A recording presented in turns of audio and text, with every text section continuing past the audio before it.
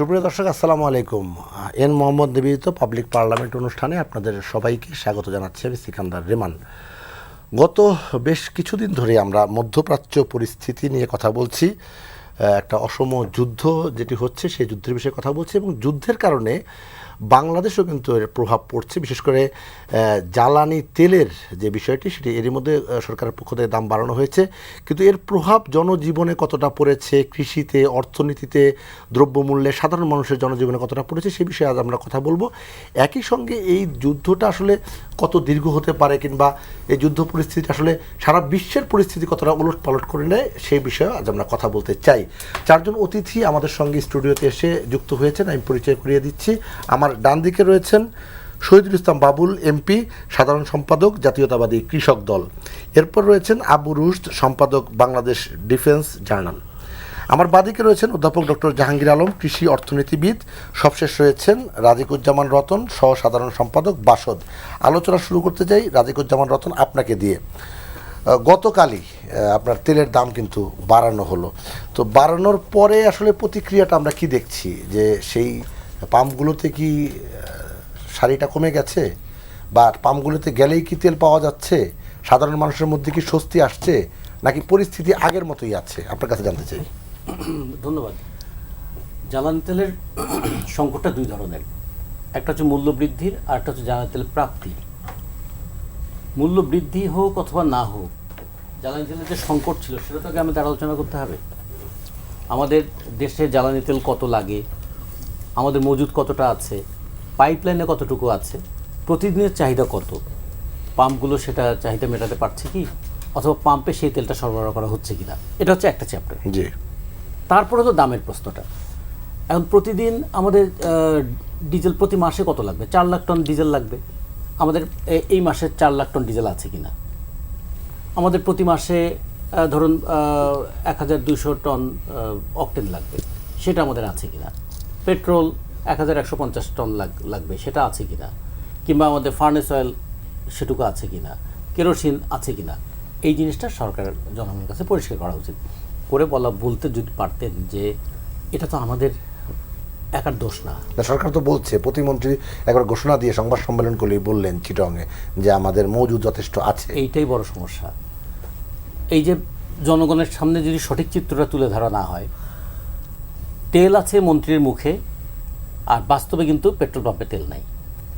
এই যখন মানুষ দেখে যে দীর্ঘ লাইন, আপনি এখানেই যান, আমাদের এই পেট্রোল পাম্পের সামনেই যান, যে কী দীর্ঘ লাইন নিয়ে তারা দাঁড়িয়ে থাকে। অথবা কোনো কোনো পেট্রোল পাম্পে বলা হচ্ছে এখানে তেল নেই, তো সেটা পরিষ্কার করে বললেই হয় যে আমাদের তেলের সরবরাহটা এই মুহূর্তে যতখানি প্রয়োজন ততটা আমরা দিতে পারছি না। এটা আপনারা একটু যারা গাড়ি ব্যবহার করেন, পেট্রোল এবং অকটেন এই দুটোতেই তো বেশি সমস্যা হচ্ছে, কারণ মোটরসাইকেল যে লাইনটা দাঁড়িয়ে আছে এটা তো পেট্রোলের অথবা অকটেনের। প্রাইভেট গাড়িগুলো তো অকটেনের গাড়ি। আপনারা যেখানে 10 লিটার ব্যবহার করতেন সেখানে অন্তত 8 লিটার ব্যবহার করেন, যারা 5 লিটার ব্যবহার করতেন তারা 4 লিটার ব্যবহার। আমি বলছি যে ক্রাইসিস ম্যানেজমেন্ট করার জন্য জনগণকে পার্সু করাটা দরকার। যদি বলা হয় ক্রাইসিস নাই, আর জনগণ যদি বাস্তবে দেখে ক্রাইসিস আছে, তাহলে তারা মনে করবে মন্ত্রী ঠিক কথা বলছেন না, হয়তো তথ্য লুকাচ্ছেন। এখান থেকে দুটো সমস্যা হয়, যে তেলের দাম তো ভবিষ্যতে বাড়বেই, এখান থেকে মজুত করার একটা প্রবণতা তৈরি হয়, বাড়লে সে বর্ধিত দামে বিক্রি করবে। আর একটা হলো যে প্যানিক বাইং, দাম তো বেড়ে যাবে, পরে পাওয়া যাবে কি না, আগামী সপ্তাহে তেল পাবো কি না, ফলে কিনে ফেলি। ফলে মজুত করার প্রবণতা এবং প্যানিক বাইং দুটো কিন্তু পরিস্থিতিটা আরও জটিল করে তুলেছে। এর সঙ্গে যুক্ত হয়েছে দাম বৃদ্ধি। দামটা বাড়তে পারে, বিশ্ববাজারে যদি তেলের দাম বাড়ে বাংলাদেশে বাড়বে, এটা তো স্বাভাবিক, কিন্তু কতটুকু বেড়েছে এবং বাংলাদেশে কতটুকু বাড়বে? জি। যখন তেলের দামটা $120 উঠে গেল, তখন আমাদেরকে বলা হলো যে আমরা তেলের দাম বাড়াবো না। যখন আবার একটু সাময়িক স্বস্তি পেয়ে একটু যুদ্ধবিরতির কথায় যখন তেলের দামটা আবার ব্যারেল প্রতি $90 নেমে এলো, তখন তেলের দামটা বাড়ানো হলো। আমরা একটা সাধারণ র এস্টিমেট যদি দিই, $90 যদি হয় প্রতি ব্যারেল, 159 লিটারে 1 ব্যারেল, তাহলে প্রতি ব্যারেলের তেলের দাম হচ্ছে 69 টাকা। এর সঙ্গে যদি আমি ক্যারিং কস্ট ধরি লিটার প্রতি 10 টাকা, এর সঙ্গে রিফাইনারি কস্ট যদি ধরি প্রতি লিটারে আমি 4 টাকা, তার সঙ্গে দেশের অভ্যন্তরে পরিবহন সেটা যদি ধরি প্রতি লিটার একদম বন্দর থেকে ইয়ে পর্যন্ত 4 টাকা লিটারে, আর পেট্রোল পাম্প মালিকদের যদি আমি ধরি যে তাদের কমিশন 3 টাকা, তাহলে দামটা কত হয়? 94 টাকা হয়। তা আমরা তো 100 টাকায় বিক্রি করতাম, তারপরে তো দামটা বাড়ানো হলো। তাহলে এই ক্ষেত্রে কিন্তু একটা প্রশ্ন আছে যে কতটা দাম বাড়ানো হলো আর কতটা দাম বাড়ানো প্রয়োজন ছিল, এর প্রভাবটা কোথায় পড়বে? আমি প্রভাব নিয়ে আপনার কাছে আবার আসবো, এবং এই দাম বৃদ্ধিটা কি স্বাভাবিক নাকি কারোর প্রেসক্রিপশনে সেটা আপনার কাছে জানবো। সরকার দলীয় সংসদ সদস্য শহীদুল ইসলাম বাবুল, আমাদের বাবুল ভাই আছেন আমাদের সঙ্গে, যে এই প্রশ্নটা আসলে রাজগত রতন ভাই বললেন মন্ত্রীর মুখে তেল, পাম্পে তো নেই তেল, আসলে বিষয়টা কি সরকারের? না, এটা সংকট অস্বীকার করার কোনো উপায় নাই, কেউই অস্বীকার আমার মনে হয় না করে নাই। সংকট হচ্ছে লাইন আমরা দেখছি, এটা বিব্রতকর বা কষ্টদায়ক, এটা সত্য। তবে এটাও ঠিক যে সারা দুনিয়ায় কোথায় এই প্রবলেমটা তৈরি হয় নাই, সারা দুনিয়ায় হয়েছে। এই যুদ্ধের প্রভাব এমন কোনো জায়গা নাই যার প্রভাব হয়নি, আমাদের থেকে বেশি ইফেক্ট হয়েছে এরকম অনেক জায়গাও আছে, হ্যাঁ, দুনিয়ার। তো এখন ওইটা অস্বীকার করার উপায় নেই। আর তেল যেটা বলা হচ্ছে, আমাদের একটা নেচার হয়েছে, এটা তো পুরনো, মানে আকাশে মেঘ হলেই বোঝা যায় যে পিঁপড়ার শাড়িরা কোথায় যাবে। এটা তো হয়েছে, তো মধ্যপ্রাচ্যে যুদ্ধ হয়েছে, তেলের সংকট হবে, এটা যারা তেলের ব্যবসার সাথে জড়িত হওয়া তো লাগে না, সবাই জানে যার টাকা আছে একটু কিনে 10 লিটার ঘরে রেখে দিই। হ্যাঁ, এই বাস্তবতাও তো আছে। আমি তো আমার গ্রামে আমি দেখি যে যার প্রয়োজন নাই সেও 10 লিটার নিয়ে ক্যান নিয়ে মুদি দোকান করে, সেও লাইনে দাঁড়াই গেছে, এই ঘটনাও আছে। এবং যে কারণে চাহিদা, আমি কয়েকদিন আগ পর্যন্ত যেটা জেনেছি, অনেকগুলা পাম্পের তেলের যে সাপ্লাই বিগত দিনের চাইতে যদি রেশিও করেন, গত বছর এই সময় বর্তমানে এই সময় কম নাই, কিন্তু সাপ্লাই বরং ক্ষেত্র বিশেষে একটু বেশিও আছে কোথাও কোথাও, ম্যাক্সিমাম জায়গায়। তাহলে ওই সংকটটা হলো কেন? উদ্বেগ থেকে, উৎকণ্ঠা থেকে। এখন সরকারই যদি বলে যে তেলের বিরাট সংকট হয়ে যাবে, তাহলে তো আরও মহামারী লেগে যাবে, তাই না? তাহলে তো আরও মহামারী লেগে যাবে, যে সরকার খোদ নিজেই বলতেছে।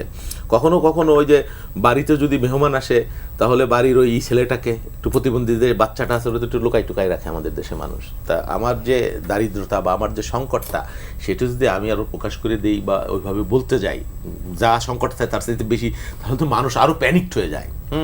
মানুষকে আশ্বস্ত করা তো সরকার কাজ। আর এরকম কোনো বিষয় হয় নাই যে তেল একেবারে পাচ্ছে না, হ্যাঁ, বা কোথাও বা তেল একেবারে নাই, এরকম বিষয় না। হ্যাঁ, মজুদ যে 2 মাসের থাকলে 3 মাসে থাকলে ভালো হইতো, অলরেডি তেল চলে আসছে, ভালো হইতো, সেই সংকট না। আমরা একটা বিধ্বস্ত বাস্তবতার মধ্যে দিয়েই তো আসলে, যদি তেল এত থাকতো তাহলে 2 মাসের ভিতর তেল পর্যাপ্ত কেন থাকবে না, বা মানুষের চাহিদা অনুযায়ী কেন থাকবে না?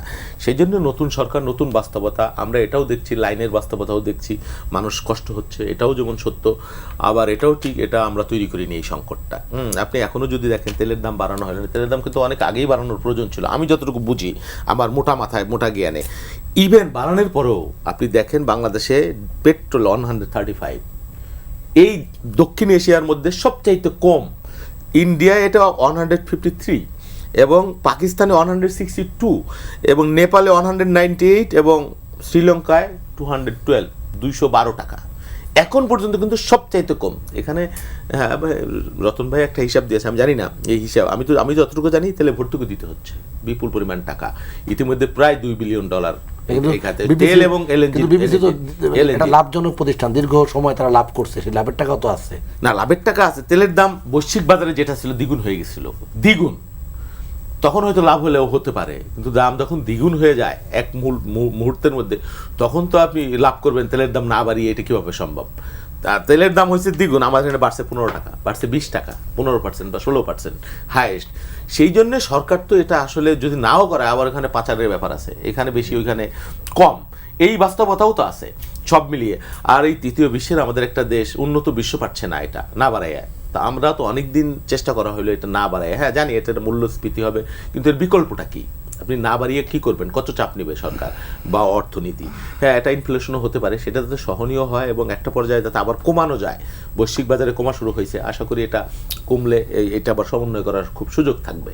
জি, আমরা কৃষি অর্থনীতিবিদ ডক্টর জাহাঙ্গীর আলম, আপনার কাছে বাবুল ভাই যেটা লাস্ট কথা বললেন যে প্রভাবটা, দাম বাড়ছে বাড়ুক, কিন্তু আসলে এটা সাধারণ মানুষের মানে সহনীয় পর্যায়ে প্রভাব পড়ছে কিনা, বিশেষ করে কৃষি ক্ষেত্রে উৎপাদনের জায়গায় এটা প্রভাবটা কেমন পড়ছে?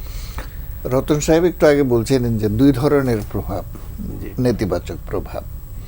এক, যে অ্যাভেলেবিলিটি কম, সহজে পাওয়া যায় না, দীর্ঘ লাইনে দাঁড়াতে হয়, এবং আমাদের যারা সেচ দেয় তারা পাম্প নিয়ে চলে আসে, এসে দেখে যে আমার পাম্প আছে, তেল দাও। এ হলো এক। 2 নম্বর হলো যে দাম বেড়েছে, দাম বেড়েছে 15 থেকে 20%।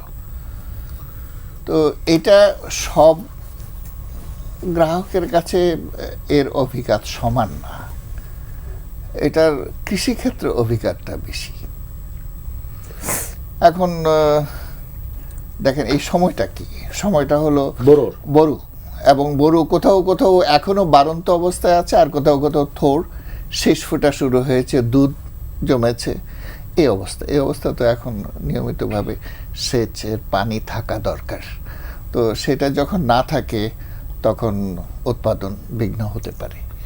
এবং ইউএসএআইডি যেটা এস্টিমেট করেছে, তারা বলছে যে বাংলাদেশে গরুর প্রোডাকশন 7.5% কমতে পারে, কেউ কেউ বলছে 10% কমবে। এর মধ্যে শিলাবৃষ্টি হচ্ছে, ওজনের ঢল নামছে ইত্যাদি বিভিন্ন সমস্যা। তো এমন পরিস্থিতিতে আমি এই কথা বলি না যে দাম বাড়ানো যাবে না, সারা বিশ্বে দাম বেড়েছে, বাংলাদেশে এর অভিঘাত আছে, দাম বাড়বে।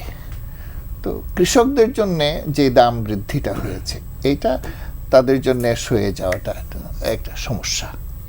তো এই ক্ষেত্রে কৃষকদের জন্য কি করা যায়, কি করা যেত, কি করা সম্ভব, এটা হলো এই যে এই দীর্ঘ লাইনে দাঁড়িয়ে তেল নেয়া, এইটার থেকে যদি এদেরকে রেহাই দিয়ে যদি স্পেশালি তাদেরকে যদি একটা সুবিধা দেওয়া যায় যে কৃষকের জন্য সেচের জন্য পানি, এই যদি তেল নিতে হয় এটা আমরা সহজে দিয়ে দেব, এই চ্যানেলে আমরা দিয়ে দিব।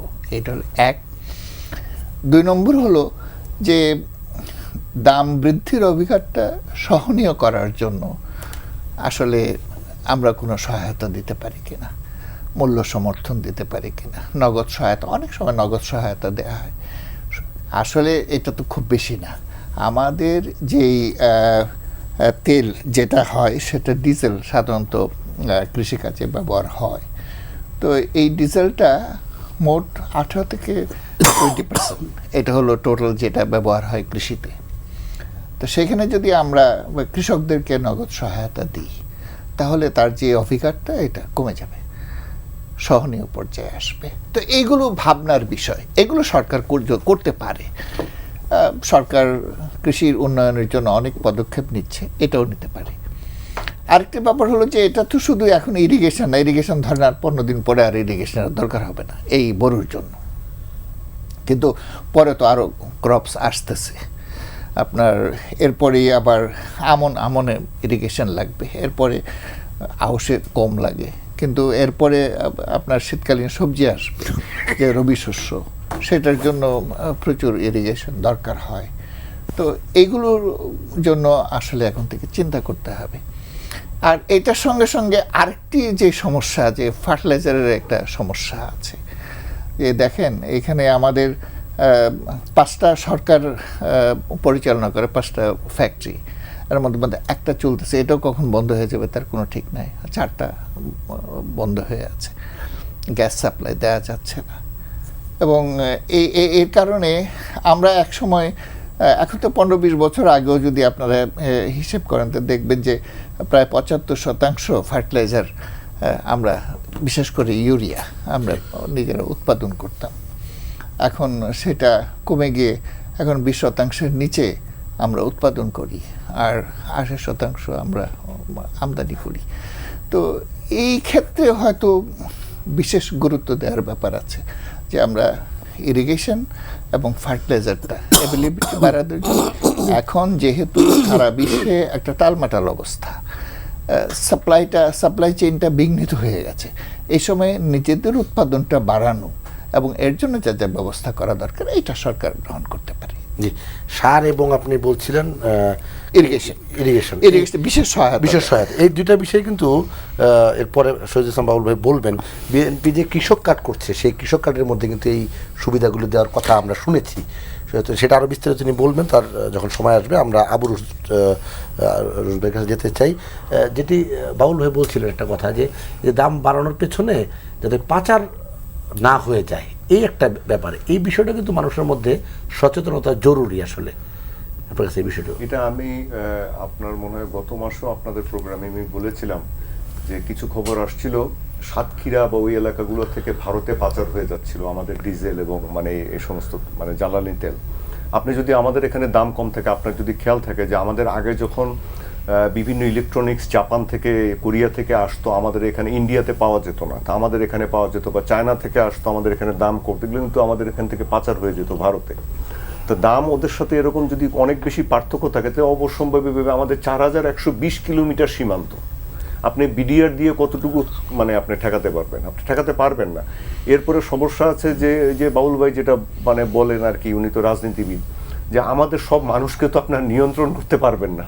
কে কোথায় কোন জায়গায় কি মজুদ করছে, সেই মজুদ করে নিয়ে যে ধরেন এটা পাচার করে দিবে, সীমান্ত দিয়ে পাচার করে দিবে, এটা তো মানে কারো পক্ষে আপনার নিয়ন্ত্রণ করা সম্ভব না। এখন যদি এই দামটা কাছাকাছি থাকে তাহলে তো পাচার কিছুটা কমবে, কিন্তু আসলে কিন্তু বাংলাদেশে এখনো দাম কম, এটা অস্বীকার করার উপায় নেই যে অন্য জায়গার থেকে আমাদের দাম কম, এটা যেভাবে হোক রাখা হয়েছে। তবে আমাদের এখানে সমস্যাটা হচ্ছে আপনার এই যে লাইন ধরে দাঁড়িয়ে গাড়ি বা মোটরসাইকেল তেল নিচ্ছে, বাস ট্রাক তেল নিচ্ছে, এগুলো হয়তো কমানো যায়। তার কারণ সরকার নিজেই বলছেন, মন্ত্রীরা নিজেই বলছেন যে আমাদের যথেষ্ট মজুদ আছে, আপনার যতটুকু লাগে তার থেকে হয়তো বেশি আছে আমাদের, তাহলে আপনি এটাকে ছেড়ে দিচ্ছেন না কেন? আপনি তো তেল হরমুজ দিয়ে আসে, পৃথিবীর তেল কতটুকু আসে? 20%, বাকি 80% অন্য জায়গা দিয়ে আসে। 80% সব জায়গা থেকে আমরা তেল আনি না।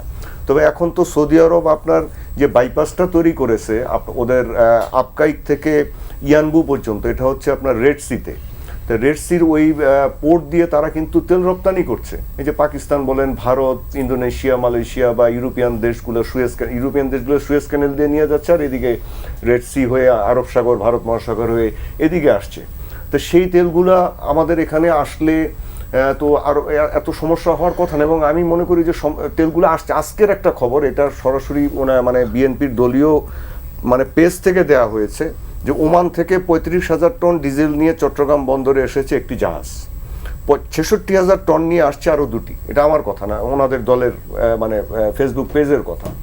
এখন যদি আসে এরকম ভাবে, তাহলে আমাদের তো এত আপনার লাইন ধরা বা এত সংকট সৃষ্টি, আমি এত রেশনিং এর তো প্রয়োজন মনে করি না।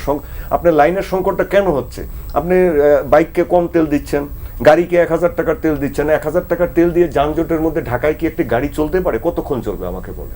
তো তাকে তো আবার তেল নিতে আসছে। আমাদের অফিসের গাড়িকেও আমরা দেখছি যে 5 ঘন্টা 6 ঘন্টা করে দাঁড়িয়ে থাকতে হচ্ছে তেল নিতে। ড্রাইভারেরও তো একটা মানুষ, সে কতক্ষণ ডিউটি করবে? বাস ড্রাইভার যারা, তারা কতক্ষণ ডিউটি করবে?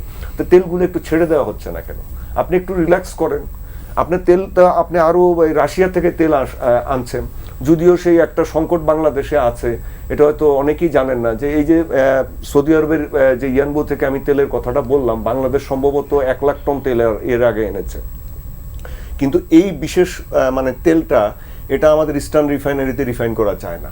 তো এটাকে পাঠাতে হচ্ছে কোথায়? আপনাকে মানে ভারতে। আবার রাশিয়া থেকে যে তেলটা আসছে সেটাও পাঠাতে হচ্ছে ভারতে। এখন আপনি কি করবেন? এখন ভারতে যখন আপনি তেল রিফাইন করতে পাঠাচ্ছেন, তাহলে ওরা তো আগে ওদের তেল যেটা আসবে, ওরা একটা বড় অর্থনীতি, ওদেরগুলো আগে নিজেরা রিফাইন করবে, নিজেদের কাজে লাগাবে, তারপরে না আমাদেরটাকে প্রাধিকার দিবে, এরপরে আমরা পাবো। তো এখন এই সংকটটা আমাদেরকে কিছুটা তো মানতে হবে যে আমাদের কিছুটা দেরি হতে পারে, ঠিক আছে, কিন্তু আপনার এই যে একটা অনিশ্চিত অবস্থা, এটা আমি বলবো যে এটা যত যাই বলেন, এটা সরকারের কিছুটা এখানে মানে খামখেয়ালিপনার ব্যাপার আছে, যেটা উনি কিছুটাও বলে দিয়েছেন যে সরকার নিজেই যদি একটা মানে সংকটের কথা বলে, তো মানুষ তো আপনার ভয় পেয়ে যাবেই, মানুষ তো মজুত করার চেষ্টা করবে। আর বাংলাদেশে অসাধু ব্যবসায়ীদের আপনার কমতি নাই, মাশাআল্লাহ, এটা অনেক আছে। এখন অনেক পাম্প বলেন বা জায়গায় জায়গায় আপনি গ্রামাঞ্চলে মনে হয়, আমাদের মনে হয় 2800 পাম্প আছে বাংলাদেশ, পেট্রোল পাম্প। এছাড়া তো আরও তেল ডিস্ট্রিবিউশন সেন্টার আছে। তো এখানে কোন জায়গা থেকে কে তেল নিয়ে যাচ্ছে, মজুত করছে, তারপরে এটা আবার বিক্রি করছে বেশি দামে, এটা কিন্তু ওপেন সিক্রেট, এটা আপনি কেউ অস্বীকার করতে পারবে না। এখন সরকার যেটা করতে পারতো সেটা হচ্ছে যে আপনি আইন শৃঙ্খলা বাহিনীকে দিয়ে এটাকে নিয়ন্ত্রণ করতে পারতো। আপনি 100 ভাগ না পারলে 60 ভাগ করেন, 50 ভাগ করেন, 70 ভাগ করেন, কিছুটা মানুষের ভোগান্তি কমান। আরেকটা হচ্ছে যে বিএনপির দলীয় যারা কর্মীরা আছেন, এলাকা আছেন, তাদেরকে তো স্থানীয় নেতারা এইসব ব্যাপারে কাজে লাগাতে পারেন, যে একটু শৃঙ্খলার জন্য কাজে লাগাতে পারেন। তো সেই জিনিসগুলো আসলে সেভাবে নিয়ন্ত্রণ করা হয়নি, দেখা হয়নি। আপনি তেলের দাম যে বেশি বলছেন যে ভারতে বা পাকিস্তানে, আপনি দেখবেন ওখানে কিন্তু এরকম লাইন নেই, এত লাইন নেই। কেন লাইন নেই? তারা এত রেশনিং এর মধ্যে যায়নি। আপনি মানুষকে, আপনি আজকে তেল ছাড়েন, দেখবেন যে তেল, আপনি একটা গাড়িকে 1000 টাকার জায়গায় 3000 টাকার তেল নিতে দেন, আপনার সংখ্যা এই যে লাইনটা কমে যাবে। জি, আপনি এটা মানতে হবে। রাজিকুজ্জামান রতন, আমরা এর আগে বিরতির আগে আপনার কাছে শুনছিলাম এই যে দাম বৃদ্ধিটা, এই দাম বৃদ্ধিটা সোশ্যাল মিডিয়া সহ বিভিন্ন গণমাধ্যমেও আলোচনা এবং কমেন্ট আকারে আসছে যে এটা একটা প্রেসক্রিপশন। আপনাদের অবজারভেশনটা কি? আসলে এই ধরনের এত হালকা মন্তব্য করাটা মনে হয় ঠিক হবে না। এটা প্রেসক্রিপশনে হয়েছে নাকি পরিকল্পনা অনুযায়ী বাড়ানো হয়েছে, এই পরিকল্পনায় কাদের লাভ হবে কাদের ক্ষতি হবে সেগুলো নিশ্চয়ই হিসেব করা দরকার ছিল। কেউ প্রেসক্রিপশন করলে সেটা ফলো করবো কেন? ভুল প্রেসক্রিপশন একটা দেশ ফলো করবে কেন? একটা দেশের কি সেই গার্ডস থাকবে না? সরকারের কি সেই ভাবনাটা থাকবে না? ফলে এত অন্যের উপর দোষটা চাপানোর চাইতে আগে নিজেদের দিকে তাকানো দরকার, যে তেলের দাম আসলে কতটুকু বাড়ানো দরকার ছিল, আসলে কতটুকু বাড়ানো উচিত। এখন আমরা আমাদের জনগণকে কোন মানে উন্নীত করতে চাই? শ্রীলঙ্কার যখন একটা ক্রাইসিস হয় তারা জনগণকে জানিয়ে দিল এই হচ্ছে ক্রাইসিস। মানুষ বুঝে গেল যে চাইলেও আমি এর চাইতে বেশি কিছু পারবো না। 2 বছরের মধ্যে শ্রীলঙ্কা কিন্তু সেই প্রবলেমটা মোকাবেলা করতে পেরেছে। আমরা যদি বুঝ দেওয়ার চেষ্টা করি জনগণকে, নেতারা বা মন্ত্রীরা বুঝ দিচ্ছেন আর জনগণ বুঝে নিচ্ছে যে তার কথার সঙ্গে বাস্তবতার বিরাট ফারাক। মন্ত্রী যখন বলছেন কই আমি তো 7টা পেট্রোল পাম্পে গিয়েছি, কোথাও তো কোনো লাইন দেখি নাই, তখন মানুষ আবার ট্রল করছে নিশ্চয়ই বন্ধ পাম্পগুলোতে গিয়েছেন, সেই কারণে সেখানে লাইন ছিল না। এই খবরটা কিন্তু ভুয়া বলে প্রমাণিত হয়েছে, এটা ভুয়া ফটো কার্ড। তাহলে এই যদি হয় তাহলে কি হয়? মানুষের মধ্যে তো অনাস্থাটা বেড়ে যায়। আমরা মনে করি যে তেলের সংকট আছে, এটা সরকারের বলা উচিত। আমাদেরকে স্পট মার্কেট থেকে তেল কিনতে হচ্ছে, তেল নিয়ে আসার জন্য কোনো কোনো ক্ষেত্রে আমাদের একটু বেশি পথ ঘুরে আসতে হচ্ছে। এগুলো যদি বলে এই হচ্ছে ক্রাইসিস, আমরা সবাই মিলে আসেন এই ক্রাইসিসটা আমরা মোকাবেলা করি, এটা হলো জনগণের কাছে ছেড়ে দেওয়া। দ্বিতীয়ত দেখুন, তেলের দাম বাড়বে। এর আগে কিন্তু তেলের দাম বাড়ানোর সিদ্ধান্ত তো রাত 11:40 আর 12টার সময় থেকে দামটা বাড়তো। এটা আগের দিন বলে দেওয়া হলো তেলের দাম বাড়বে 15 টাকা। তাহলে এখন ডিজেলে 15 টাকা বাড়বে, অক্টেনে 20 টাকা বাড়বে। একদিন আগে যখন জেনে গেল তা মালিকরা কী করবে বসে? তো ফলে এটাও দেখুন, এটা একটা পরিকল্পনার কত বড় ঘাটতি। তৃতীয়ত হচ্ছে যেটা একটু আগে জাহাঙ্গীর বলেছেন, তিনি তার তো একটু দীর্ঘ অভিজ্ঞতা থেকে তিনি বলেছেন যে বড় মৌসুমে যদি সেচের অভাবে বড় মৌসুমে অন্ততপক্ষে কমপক্ষে 16 বার সেচ দিতে হয়। এটা কখনো 20 বার দেয়, আমাদের কৃষকরা পানির অভাব হলে কখনো 25 বার পর্যন্ত দেয় হিসেব না করেও। তা যদি 16 বারও সেচ দিতে হয়, যে পরিমাণ সেচ দিতে হবে সেখানে যদি পানিটা দিতে না পারে তাহলে কি দাঁড়াবে? 10% উৎপাদন যদি কমে যায় তাহলে একটা ছোট্ট হিসাব দেখুন, 10% উৎপাদন কমে গেলে প্রায় 12 লক্ষ টন ধান উৎপাদন কমে যাবে। তা যদি কমে যায় তার বাজার মূল্য দাঁড়াবে আমাদের প্রায় 6,500 কোটি টাকা। তাহলে কোনটা আমি ট্যাকল করব? আমার তো লাগবে এই 6 মাসের জন্য আমার 7 লাখ টন ডিজেল। আমার যদি বছরে কৃষির জন্য আমার 12 থেকে 14 লক্ষ টন আমাদের ডিজেল লাগে এই 6 মাসের জন্য, এটা লাগবে। তাহলে সেটা সিকিউর করতে আমাদের উদ্যোগটা কী নেওয়া দরকার ছিল? তারপর ধরুন বাংলাদেশে সেচ পাম্পের সংখ্যা যদি ধরি 21 লাখ সেচ পাম্প আছে। আবার কম্বাইন্ড হারভেস্টারটা খুব দরকার। কী কারণে? এই যে হাওরের ধানটা পেকে উঠবে, কৃষকরা অপেক্ষায় থাকে যে ধানটা পাকছে এই সময় আবার পানির ঢলটা নামে কিনা। যে কারণে তো ওখানে কম্বাইন্ড হারভেস্টারের প্রবর্তনটা করা হয়েছে। শুধু গায়ের শক্তি দিয়ে ধান কেটে কুলাতে পারে না। 10,626টা কম্বাইন্ড হারভেস্টার আছে। প্রতিটা কম্বাইন্ড হারভেস্টারের দিনে 60 থেকে 70 লিটার তেল লাগে। এইটা হচ্ছে কৃষকের পাকা ধানটাকে ঘরে তুলে আনার জন্য। এই তেলটা কি তাহলে দিতে হবে না? কারণ তাহলে চোখের সামনে কৃষক দেখবে যে তেলের অভাবে আমি হারভেস্টার চালাতে পারছি না, আর এদিকে ঢল এসে আমার পাকা ধানটা ডুবে গেল। হাওরের তো একবারই আমাদের ধান হয়, সেটা একটু বিবেচনা করা দরকার।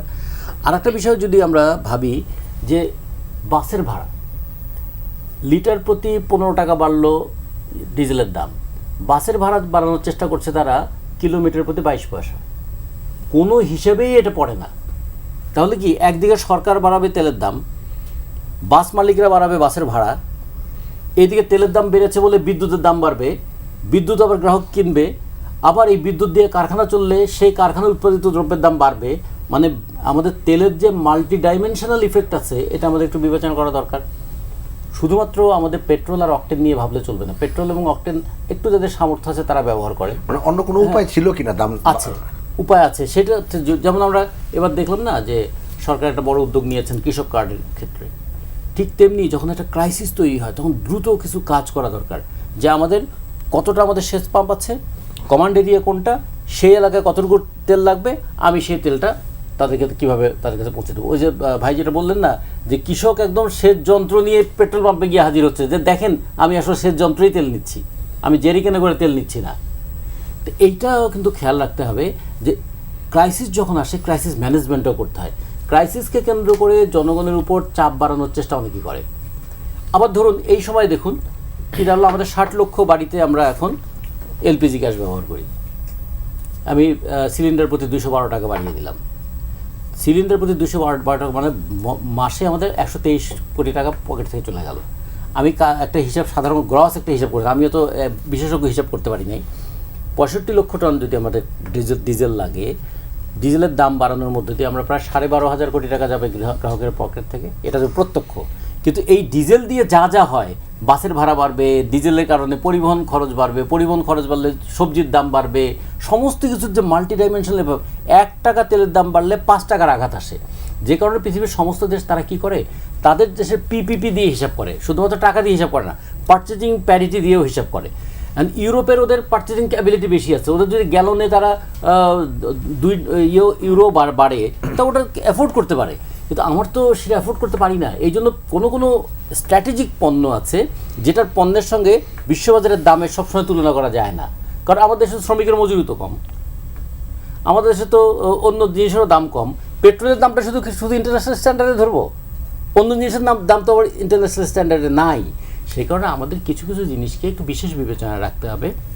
আমরা মনে করি যুদ্ধ পরিস্থিতিটা এইটা হয়তো 1 মাসে শেষ হবে না, যুদ্ধ যদি থেমেও যায় এর ইফেক্ট কিন্তু হয়তো 6 মাস 1 বছর যাবে। যে দেশগুলো যুদ্ধে বিধ্বস্ত হয়েছে তারা কি তেলের দাম বাড়িয়ে তাদের এই যুদ্ধ বিধ্বস্ত দেশকে পুনর্গঠনের খরচ তুলবে না? ফলে তেলের দাম বৃদ্ধির বিষয়টা থাকবেই। ফলে এটা টোটকা একটা পদক্ষেপ নিয়ে হবে না, এটা আমাদের দীর্ঘমেয়াদী পদক্ষেপ নিতে হবে। আমি শুধু একটা কথা বললে শেষ করি, ইরানের কাছ থেকে আমাদের একটা জিনিস শেখার আছে। প্রবল শক্তি ধরে আমেরিকাকে এসে ফেস করছে কি দিয়ে? তার লোকাল টেকনোলজি দিয়ে। সেই শক্তিশালী তার বিমান নাই, কিন্তু সে তার মতো করে ড্রোন তৈরি করেছে। এবং ইরান টিকে আছে কারণ তার কৃষিটা সেই কৃষিতে স্বয়ংসম্পূর্ণ বলে। আমাদের দেশকেও ভবিষ্যতে যদি টিকে থাকতে হয় নানা গ্লোবাল এই সমস্ত পার্সপেক্টিভে, কৃষিটাকে সবচেয়ে বেশি গুরুত্ব দিতে হবে।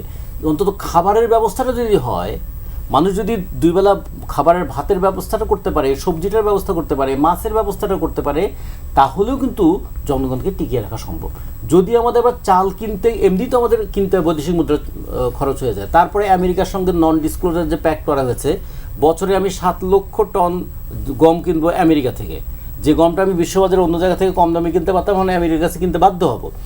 এমনকি যে সমস্ত দেশের সঙ্গে আমেরিকার একটু রাজনৈতিক সম্পর্কটা খারাপ, আমি সেই সমস্ত দেশ থেকে পণ্য কিনতে গেলে আমেরিকার অনুমতি লাগবে। যেমন রাশিয়ার কাছে তেল কিনতে যাওয়ার জন্য আমেরিকার অনুমতি চাইতে হয়েছিল।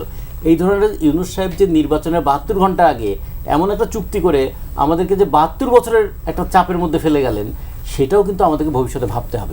ফলে আমরা মনে করি তেলের দাম শুধু একটা সাময়িক সমস্যা না, তেল এবং যুদ্ধ পরিস্থিতিকে কেন্দ্র করে আমাদের দীর্ঘমেয়াদী একটা অর্থনৈতিক পরিকল্পনা সাজানো দরকার। জি, সৈয়দ বাবুল, না, রতন ভাই যেটা বলেছেন সব ঠিকই বলেছেন, খারাপ যে বলেছেন নট দ্যাট। কিন্তু এই যে মানুষের উপর অভিঘাতটা আসবে, দুঃখিত, বাংলাদেশের ডিজেলের চাহিদা হলো 70%, পেট্রোল আর অকটেনের চাহিদা 12% অনলি, আর জেট ফুয়েল টুয়েল সহ অন্যান্য। কারণ আপনার এই যে এই মানে ইলেকট্রিক উৎপাদন যে ইগুলা প্ল্যান্টগুলা সবই চলে ডিজেল দিয়ে, এবং কৃষি সহ বাস ট্রাক এগুলো সমস্ত। কিন্তু ডিজেলের দাম তুলনামূলকভাবে একটু কম করা হয়েছে, এই জন্য কম বাড়ানো হয়েছে যাতে তৃণমূল পর্যন্ত ইফেক্টটা একটু কম হয়। না বাড়িয়ে তো কোনো উপায় ছিল না আসলে। আপনি দেখেন ভারত বৃহৎ অর্থনীতির দেশ, তারাও তো তাদেরকে বাড়াইতে হয়েছে, শ্রীলঙ্কার বাড়াইতে হয়েছে। তাহলে আপনি এখানে কতক্ষণ পর্যন্ত সাস্টেইন করতে পারবেন? প্রাইম মিনিস্টার অনেক এই জন্য মানুষের উপরে যাতে না যায় সেই জন্য অনেক চেষ্টা উনি করেছেন। যে অন্যভাবে ধরেন এই যে ধরেন গ্রামে, আমি প্র্যাকটিক্যালি একটু বলি, হ্যাঁ সংকট তো হয়েছে, আমি যদি বলি সংকট হয়নি না, কিন্তু শহরে যে আপনি লাইন দেখছেন গাড়ির পেট্রোল আর ডিজেল, মানে পেট্রোল আর অকটেন, গ্রামে একেবারে অত পর্যায়ে হয়নি, হয়েছে, এটা অস্বীকার করলে হবে না। কিন্তু একবারে সারা পানিই দিতে পারছে না, আমার মনে হয় এরকম বাস্তবতা একটু কম হতে পারে, কোথাও হতে পারে, কিন্তু এরকম বাস্তবতা কম পাচ্ছে, একটু লাইনে দাঁড়াই হোক বা কম হোক বেশি হোক, সেটা পাচ্ছে। আর শুধু এইটা না, আপনার সার কৃষির সাথে আমার 68 লাখ টন পার ইয়ারে আমার কনজামশন, তার মধ্যে আমি লোকাল যে কয়টা ফ্যাক্টরি ছিল গোরাশাল থেকে, গোরাশাল আশা করি চালু হয়ে যাবে, গোরাশাল বেশি, তারপরে চিটাগাঙের ডিএপি যে একটা ছিল আনোয়ারায়, তো সেটাও বন্ধ আছে। তো ডিএপিতে ওই সার হইতো, মানে ইউরিয়া না, অন্য সার হইতো, কিন্তু ইউরিয়াটাই আমাদের সবচেয়ে বেশি। এবং এই মৌসুমটা হলো ধরেন এটা যে মৌসুম এপ্রিল থেকে মে পর্যন্ত, এটা সেকেন্ড হাইয়েস্ট চাহিদা আর কি। আর নভেম্বর ডিসেম্বরে আপনার সবচাইতে মানে বেশি, মানে আপনার চাহিদা 40%, এই সময়টা 30%। তা আমি ওই দিন কৃষিমন্ত্রীকেও বললাম, যেহেতু আমি এগ্রিকালচারের সাথে রিলেটেড, যে সারের প্রকৃত বাস্তবতা কি। সার তো বেসিক্যালি কাতার এবং সৌদি আরব থেকে আমাদের ইউরিয়া সারটা আসতো আসলে। তো ওইখানে একটা সংকট হওয়ার পরে সঙ্গত কারণে ওনারা ভিন্ন একটা কন্ট্রাক্ট কোরিয়া থেকে আর কোথাও থেকে বোধহয় একটা কন্ট্রাক্ট সেটা অন দেয়, এবং এই সিজনটার জন্য সার যেটা লাগবে সেটা উনি বললো যে এটা নিয়ে অরিড হওয়ার কিছু নেই, এইটা আমাদের আছে এবং আমরা সৌদি আরবে অর্ডার দিছি, আশা করি আমরা ওইখান থেকেও আসতে পারবো। আর এলএনজি যেটা ভাই, যেটা বললো রতন ভাই, এলএনজি তো এখন ধরেন যেটা কিনা হয়েছে সিঙ্গাপুরের স্পট মার্কেট থেকে, বেসিক্যালি এটা তো কাতার থেকে আনা হইতো। তো কাতারের সংকট হওয়ার কারণে এখানে সিঙ্গাপুরের স্পট মার্কেটে কিনতে হচ্ছে প্রায় দ্বিগুণ দামে, মানে 100 টাকারটা প্রায় 192 টাকা এরকম দামে কিনতে হচ্ছে, বাড়ানো হয়েছে কিন্তু মাত্র 220 টাকা। তো সেই জন্য এটাও কিন্তু চাপ পড়তেছে সরকারের উপর, বিরাট চাপ পড়তেছে। এবং আমরা যেটা বাড়াচ্ছি এই এলএনজির সিএনজির যে প্রবলেমটা, ঘরে যেটা রান্না করার কাজে ব্যয় হয় বা পাম্পে, তো এইটা আগে থেকে এখানে একটা নৈরাজ্য আছে, সিন্ডিকেট আছে। হ্যাঁ, তারা সরকার যেটা বাড়ায় তার চেয়ে সরকার নির্ধারিত দাম তার চেয়ে বেশি তারা বেচে, কোথাও কোথাও অনেক জায়গায় দেখলাম জরিমানা করা হয়েছে বা বলা হয়েছে, কিন্তু ওই যে মানুষও কিনে তারাও বেচে। এটা একটা সুনির্দিষ্ট নীতিমালা বা কঠিন করা, এটা কিন্তু আমরা জরিমানাটা দেখি যে একবার মাঠ পর্যায়ে, কিন্তু এগুলি বড় কয়েকটা কোম্পানির হাতে এগুলি কিন্তু হ্যাঁ কয়েকটা বড় কয়েকটা বসুন্ধরা টসুন্ধরা সহ কয়েকটা। এই কোম্পানিগুলিকে সরকার কোনো আইনের আওতায় আনবে? ওরা বলে ওরা তো ওদের রিটেলার কাছে ওদের ঠিক দামে ওরা দিয়ে দিচ্ছে, কারসাজি তো করা হচ্ছে মাঠ থেকেই আসলে। সরকার কি তাহলে জিম্মি কিনা তাদের কাছে? না না, সরকার জিম্মি তো এক অর্থে আছেই, নাই তা না। রাতারাতি তো আপনি একটা আখল নালচে বদলে ফেলতে পারবেন না। ধরেন পাম্প, আমার ওখানে একটা ঘটনা ঘটছে, পাম্পের এক লোকরে মারছে, তা আমি বললাম যে পুলিশ বলে দেবে স্যার এটা যদি মামলা নিতে যাই, হ্যাঁ তাইলে কিন্তু তারা স্ট্রাইক করে ফেলবে। আমি স্ট্রাইকের বই আপনি মামলা নেবেন না করে তারা আবার বড় সিচুয়েশন অন্য কোন দিকে যাবে, এই প্রবলেমও আছে। কিন্তু সাপও মরতে হবে, লাঠিও ভাঙতে হবে। সরকারকে অনেক কিছু চিন্তা করতে হয়। 2 মাসের একটা সরকার, আপনি নিশ্চয়ই একটা গ্রেস পিরিয়ড তাকে একটু দিবেন, হ্যাঁ, যে বাস্তবতা, একটা বিধ্বস্ত বাস্তবতার মধ্যে দিয়ে আমরা আসছি। হ্যাঁ, তবে এটা ঠিক যে সরকারের হতে পারে ভুলভ্রান্তিও হতে পারে, বা ত্রুটি বিস্মৃতি হতে পারে, বা বুঝে ওঠার হতে পারে, কিন্তু আমার মনে হয় না যে সরকারের ইচ্ছার ঘাটতি বা আন্তরিকতার কোথাও ঘাটতি আছে। বা এরকম আপনি মনে শোনেন নাই যে এইটা নিয়ে নৈরাজ্য বিএনপি নেতা কর্মীরা সিন্ডিকেট করে এখান থেকে বিরাট লুট করতেছে, বা পোস্টিং দিয়ে প্রমোশন দিয়ে ডিসি বা কন্ট্যাক্ট, এরকম মনে হয় অভিযোগ আপনি খুঁজে পাবেন না। পার্থক্য একটু আছে আর কি। জি, ডক্টর জাহাঙ্গীর আলম, এর আগের আলোচনায় আপনি যেটা বলছিলেন ইরিগেশনের কথা, সারের কথা, এবং বাউল ভাই বলছিলেন যে চালু হয়ে যাবে, চালুর প্রক্রিয়া চলছে, আরও নানাভাবে ইম্পোর্টেরও বিষয়গুলি বলছিলেন যে সংকটটা কেটে যাবে, আশ্বস্ত করছিলেন। সংকট কাটবে কত সময়? আপনি বলছিলেন যে কৃষক কার্ড করা হচ্ছে, কৃষক কার্ড তো অবধি লং 4 ইয়ার্স এগুলো হবে। একদিকে কৃষক কার্ড পাবে, অন্য চারদিকে মানুষ অপেক্ষা করে থাকবে কখন কৃষক কার্ড পাবো। তো এইটা উপর নির্ভর করা যাবে না। আসল কথা হলো এখন সমস্যা আমাকে এখনই সমাধান করতে হবে। এই যে যেটা বলা হয়েছে যে মাল্টিপ্লায়ার এফেক্ট, এই যে তেলের, সারা পৃথিবীতে বলা হচ্ছে যে ইনফ্লেশন বাড়বে, আপনার এর সঙ্গে সঙ্গে ইনভেস্টমেন্ট হ্রাস পাবে, কর্মসৃজন কমে যাবে এবং গ্রোথ রেট কমে যাবে। একদিকে ইনফ্লেশন, আরেকদিকে স্ট্যাগনেশন, যেটাকে বলা হয় স্ট্যাগফ্লেশন। এবং আন্তর্জাতিক সংস্থাগুলো বলছে যে বিশ্বের যে গ্রোথ রেট এটা 1% কমে যাবে, 3% থেকে হয়তো 2% নেমে যাবে। তো বাংলাদেশে তো এর অভিজ্ঞতা আছে, আমরা দেখতেই পাচ্ছি, এবং বাংলাদেশেও এটা গ্রোথ রেট কমে যাবে, ইনফ্লেশন বাড়বে, বিশেষ করে মানে ফুড ইনফ্লেশন, খাদ্য মূল্যস্ফীতি। এখন আমার সবচেয়ে বড় সমস্যা খাদ্য মূল্যস্ফীতি, যেটা সাধারণ মানুষকে ভোগায়। আমার কৃষি সরাসরিভাবে জড়িত এটার সঙ্গে, এবং গত 4 বছর ধরে বাংলাদেশ খুব উপরে খাদ্য মূল্যস্ফীতি, এবং পার্শ্ববর্তী দেশগুলোর চাইতেও বেশি। আর বিশ্বব্যাংক বলছে যে গত 4 বছর ধরে বিশ্বব্যাংকের লাল তালিকায় খাদ্য মূল্যস্ফীতি বাংলাদেশ লাল তালিকাভুক্ত। তা এখন একদিকে ফার্টিলাইজারের বা তেল বা ফার্টিলাইজারের ঘাটতি আছে, সংকট আছে, আবার অন্যদিকে দাম বাড়ছে। তো এইটা কৃষককে ভোগাবে, পরবর্তী ক্রপের জন্য কৃষককে নিরুৎসাহিত করবে, এবং বড়ুর ফসলটা, বিশেষ করে বড়ু ফসল হলো প্রায় 54% মোট ধানের বা চালের 54% বড়ু মৌসুমে হয়। তো আপনি কৃষকের জন্য কি সুবিধা দিলেন? এই যে কৃষক যে নাকি আপনার মূল্যস্ফীতিটাকে কমিয়ে রাখবে, উৎপাদনটা বাড়াবে, তো তাকে যদি সমস্যার মধ্যে রেখে দেন, সমস্যার আবর্তে যদি সে থাকে, সে তো খাদ্য মূল্যস্ফীতিটা কমবে না। কাজে এর জন্য আমি বলছি যে তাদেরকে স্পেশালি আপনি, যাতে করে তাকে মাথা ঘামাতে না হয়, স্পেশালি তাকে আপনি সুযোগ দেন, তেল দিয়ে দেন, তারপরে আপনি তাকে একটা প্রায় সাপোর্ট দেন, এবং তাকে একটা নগদ সহায়তা দেন, যে তোমার যে লোকসানটা হচ্ছে সে লোকসানটা কিছুটা আমি পুষিয়ে দিচ্ছি।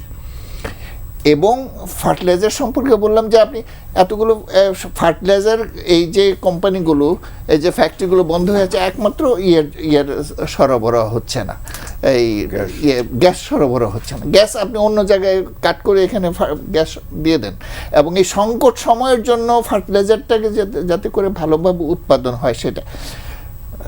বিএনপি সরকার এসে কৃষির উপর গুরুত্ব দিচ্ছে, বিভিন্ন কর্মসূচি গ্রহণ করছে, কিন্তু সমস্যাগুলো এখনই সমাধান করতে হবে। এবং তার জন্য আমাদের কি কাজ করছি, তার জন্য আমাদের সাজেশন হলো যে তাৎক্ষণিকভাবে কৃষকের জন্য বিশেষ সহায়তা দেয়া এবং নগদ সহায়তা দেয়া, দুটোই দরকার।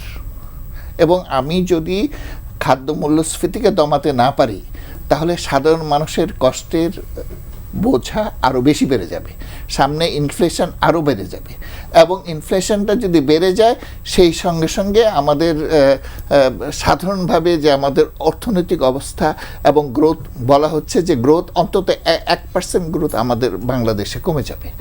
তো সেটা যদি হয়, আমাদের এমপ্লয়মেন্ট কমে যাবে। এবং এই সার্বিক দিক যদি আমরা বিবেচনা করি, তো কৃষিকে বিশেষ সহায়তা দেওয়া দরকার। জি আবুরুস, আমরা ওই যেই আলোচনা করছি, আলোচনা গোড়ায় আপনার কাছে যেতে চাই। যেই আমরা একটু শান্তির সুবাতাস দেখলাম, যে এক দফা আলোচনা হলো ইসলামাবাদে, দ্বিতীয় দফা যে আলোচনার বিষয়টি, সেটি তো ইরান এখন পর্যন্ত না করে দিয়েছে যে তারা আলোচনায় বসবে না। তাহলে এই যুদ্ধ কি দীর্ঘমেয়াদী হচ্ছে কিনা? আচ্ছা, ওটাতে যাওয়ার আগে আমি বলি, আমি রতন ভাইয়ের কথার প্রসঙ্গে বলি, কেননা একটা জিনিস জ্বালানি প্রতিমন্ত্রীকে উদ্ধৃত করে একটা বক্তব্য আপনার ফটোকার্ড বানিয়ে ফেসবুকে ভাইরাল করা হয়েছে, যে উনি বলেছিলেন, গতকাল রাতে আমি ঢাকার অন্তত 10টা পাম্পে গিয়েছি, কোথাও কোনো ভিড় বা জ্বালানি সংকট চোখে পড়েনি। এটা কিন্তু একটি ফ্যাক্ট চেক করে দেখা গেছে এটা উনি বলেননি, সুতরাং কথাটা সত্য না। আচ্ছা, এখন আসেন আপনার প্রসঙ্গে। লাস্ট যেটা খবর, এই কিছুক্ষণ আগে আল জাজিরার খবর, মার্কিন ভাইস প্রেসিডেন্ট এবং আপনার যে প্রতিনিধি দল, মার্কিন প্রতিনিধি দল, তারা আর কিছুক্ষণের মধ্যে ইসলামাবাদে ল্যান্ড করবেন। ঠিক আছে, এটা হচ্ছে আল জাজিরার খবর, আমার না। আচ্ছা, আর পাকিস্তানের জিও টিভির খবর হচ্ছে, US delegation en route to Islamabad as Iran positively reviews participation in talks। আবার আরেকটা খবরও আছে একই সাথে, যে ইরানের রাষ্ট্রপতি পেজেশকিয়ান, উনি বলেছেন যে উনি এখনও মার্কিন যুক্তরাষ্ট্রকে ঠিকমতো বিশ্বাস করতে পারছেন না। আর ট্রাম্প বলেছেন, আমি যুদ্ধ বন্ধে এত তাড়াহুড়ো করব না, দরকার পড়লে আর কি। তো এখন আসলে একটা নেগোসিয়েশন যখন হয়, নেগোসিয়েশনটা তো শুরু হয়েছে, আপনি অন্ততপক্ষে বোমাবর্ষণ বন্ধ তো হয়েছে, মিসাইল ছোড়া তো বন্ধ হয়েছে, ধ্বংসযোগ্য তো কিছু বন্ধ হয়েছে।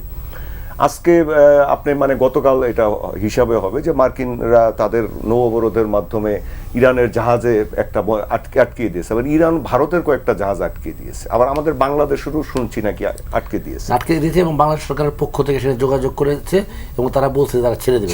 এখন এইগুলা নেগোসিয়েশনে দেখেন এক একজনের এক একটা পয়েন্ট থাকে। আমি যতটুকু জানি যে ইরানের পয়েন্ট হচ্ছে 15টা, মার্কিন যুক্তরাষ্ট্রের 10টা। এখন এর মধ্যে সবচেয়ে বড় যেই বিষয়টা নিয়ে তাদের দুজনের মধ্যে টানাটানি চলছে, এটা ইরানের পক্ষে যৌক্তিক। কিভাবে যৌক্তিক? তারা যে এনরিচড ইউরেনিয়ামটা আছে, সেই ইউরেনিয়ামটা আসলে নিরাপদে সরিয়ে নিয়ে যাওয়ার ব্যাপারটা নিয়ে আসলে কথাটা বলা হচ্ছে। তো একটা কথা শোনা যাচ্ছিল যে এটা রাশিয়াতে সরিয়ে নিয়ে যাওয়া হবে। পাকিস্তান যে নেগোসিয়েশনটা করছে, যে ফিল্ড মার্শাল আসিম মুনির যে তেহরানে গেল, সেই সময় কিন্তু একই সাথে আপনার পাকিস্তানের প্রধানমন্ত্রী আপনার সৌদি আরবে গিয়েছেন, তারপরে তুরস্কে গিয়েছেন। এগুলো একটা সমন্বিত মানে মুভ আর কি। তা সেখানে রাশিয়াতে সরিয়ে নেওয়া যাওয়ার ব্যাপারে কথাবার্তা চলছে, কিন্তু ইরানের কথাটা হচ্ছে যে ঠিক আছে, এগুলো যদি সরিয়ে নিয়ে যাওয়া হয় তাহলে তাদের পরবর্তী নিরাপত্তার ব্যাপারটা কি দাঁড়াবে? আপনি যুদ্ধ বন্ধ করে দিলেন, ভালো কথা, এখনকার জন্য বন্ধ হলো। আপনার কি খেয়াল আছে যে সোভিয়েত ইউনিয়ন ভেঙে যাবার পর ইউক্রেনে প্রায় 3000 নিউক্লিয়ার ওয়ারহেড ছিল, সেখানে মার্কিন যুক্তরাষ্ট্র মধ্যস্থতা করেছিল এবং সেটার পরিপ্রেক্ষিতে বিশ্বাস করে ইউক্রেন 3000 নিউক্লিয়ার ওয়ারহেড রাশিয়ার কাছে হস্তান্তর করে। তারপরে আজকে দেখেন কি হয়েছে, ক্রিমিয়া চলে গেছে 2014 সালে, রাশিয়া দখল করে নিয়েছে। ইউক্রেনের একটা বড় অংশ রাশিয়া দখল করে নিয়েছে। ইউক্রেন যুদ্ধ করছে ঠিকই, কিন্তু কিছু করতে পারছে না। তার যদি আজকে পারমাণবিক বোমাটা থাকতো তাহলে কি হতো? সে তাকে কিন্তু আক্রমণ করতে পারতো না। এখন ইরান এই যুক্তিটা তুলে ধরছে, এগুলা বিভিন্ন মিডিয়াতে আসছে, বিশ্বের অন্যান্য জায়গায় আসছে। কারণ আস্থার সংকটটা হচ্ছে সবচেয়ে বড়। আপনি এইগুলা একজন আরেকজনকে প্রেশারাইজ করবে। আপনি একটা নেগোসিয়েশন একবারে হয় না। প্রেসিডেন্ট রিগান এবং আপনার Soviet Russian president Mikhail Gorbachev, তারা কতবার নেগোসিয়েশন করেছেন এই মিসাইল যে আপনার একটা চুক্তি করার জন্য, সল্ট চুক্তি করার জন্য। সুতরাং এখানে অপেক্ষা করতে হবে। একটা আশার ব্যাপার হচ্ছে যে এই যুদ্ধটাকে আর বাড়তে দেয়া যাবে না। অন্ততপক্ষে যে এই যে গোলাগুলিটা বন্ধ হয়েছে, মানুষের মৃত্যুটা বন্ধ হয়েছে, এবং এই যে ইসরায়েল যে আপনার লেবাননের যুদ্ধটা বন্ধ করতে বাধ্য হয়েছে, এই জিনিসগুলো আমাদেরকে লক্ষ্য রাখা দরকার, যে আমরা এটাকে অন্ততপক্ষে ইতিবাচক দৃষ্টিতে দেখি। এখন আসি আরেকটা বিষয়, যে বিষয়টা উনি খুব ভালোভাবে তুলেছেন, সারের ব্যাপারটা। আমরা তো শুধু ইউরিয়া সার ব্যবহার করি না, আরও কিছু সার ব্যবহার করি। এই সারগুলো আমরা মধ্যপ্রাচ্য বা এইসব জায়গা থেকে, অন্যান্য জায়গা থেকে আনি।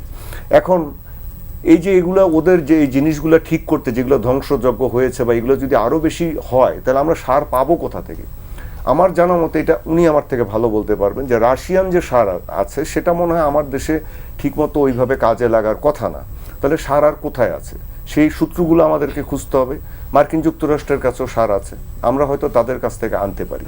দ্বিতীয় আর একটা প্রসঙ্গ তুলি, বাংলাদেশে একটা কথা এখন প্রায় বলা হচ্ছে যে রাশিয়ান তেল আনার জন্য বিএনপি সরকার নত যেন ভূমিকা নিচ্ছে, যে আমেরিকার কাছ থেকে অনুমতি নিতে হচ্ছে। এটা বিএনপি সরকার বা বাংলাদেশের দোষ না।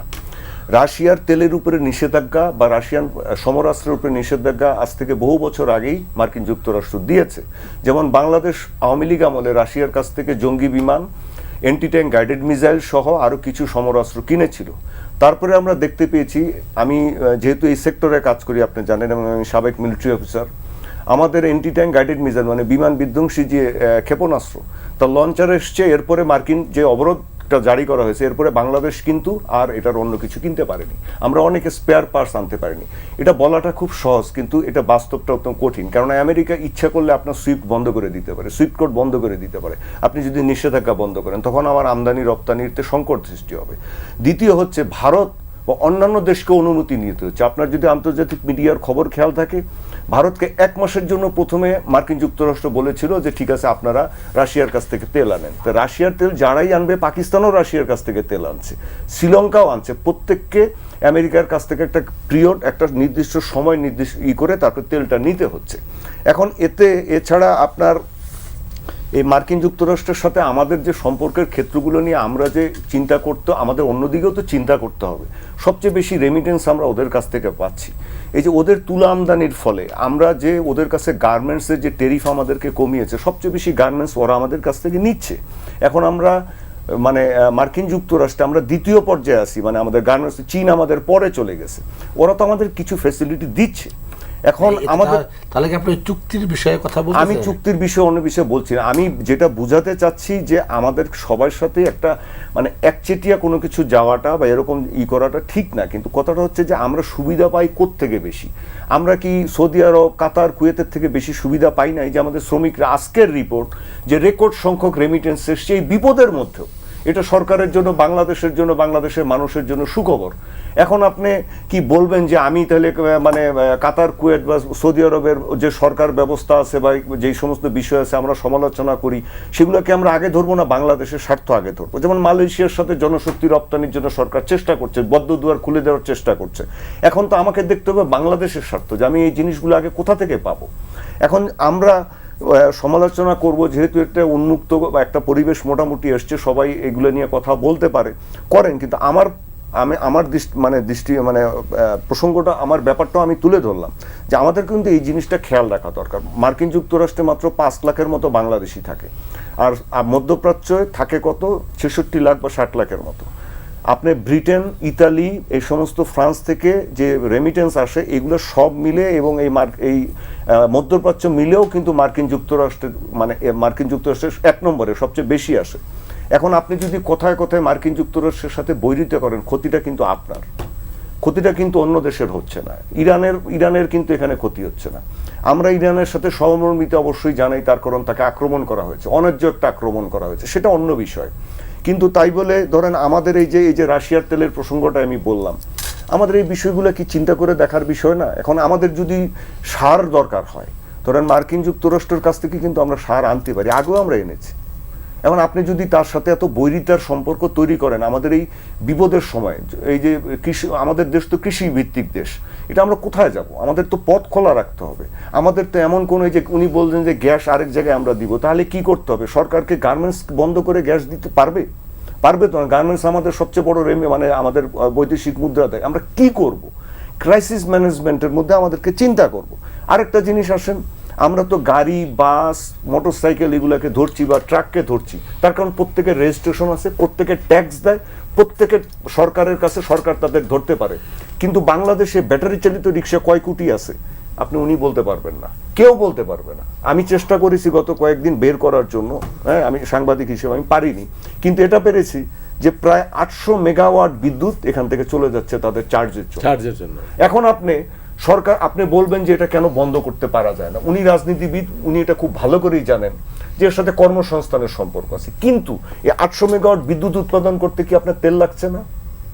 এখন আপনি তেলটা তো আপনাকে ওখানে কি করছে, বেশিরভাগ এই যে ব্যাটারি চালিত রিক্সাগুলো যা নিচ্ছে, এগুলো তো চুরি করছে, বা খুব আপনি এটা বুঝতেই পারেন, এর তো কোনো নিয়ন্ত্রণ নাই। আপনি একটা গাড়িকে সহজভাবে ধরতে পারবেন তার রেজিস্ট্রেশন নাম্বার দিয়ে, আপনি একে ধরবেন কিভাবে? আপনি এই সংকটটা কিভাবে সমাধান করেন? অনেক বড় বড় সামাজিক, আর্থসামাজিক সমস্যা বাংলাদেশের মধ্যে আছে, বললেই একটা জিনিস করা যায় না। আমি এটা বলছি, কিন্তু আপনি কি ব্যাটারি চালিত রিক্সা সব আপনি বাংলাদেশে বন্ধ করে দিয়ে লাখ লাখ লোককে বেকার করতে পারবেন? একটা রাজনৈতিক সরকার কেন, একটা স্বৈরাচারী সরকার, একটা একনায়কতান্ত্রিক সরকার, চীনের মতো একটা কমিউনিস্ট সরকারও এটা পারবে না।